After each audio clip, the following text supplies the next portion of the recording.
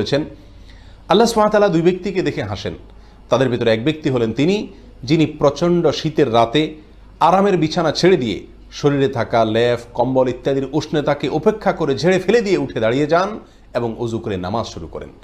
এই ব্যক্তিকে দেখে আল্লাহ সুবহানাহু ওয়া তাআলা হাসেন এবং তার ফেরেশতাদেরকে বলেন, মা হামালা আবদি আলা মা সানা, কিসের আশায় আমার বান্দা এত কষ্ট করছে?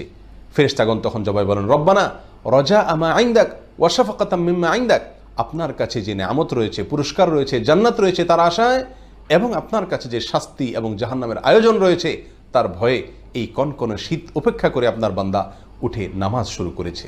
তখন আল্লাহ তাআলা ফেরেশতাদেরকে লক্ষ্য করে বলেন, কদ আতাইতুহু মা রাজা ওয়া আম্মানতুহু মিম্মা খাফ, তোমরা জেনে রাখো আমার বান্দা আমার কাছে যা আশা করেছে আমি তাকে তা দান করলাম, আর যে আযাব থেকে জাহান্নাম থেকে বাঁচার জন্য যার ভয়ে সে এমনটি করেছে আমি তা থেকেও তাকে নিরাপদ ঘোষণা করলাম।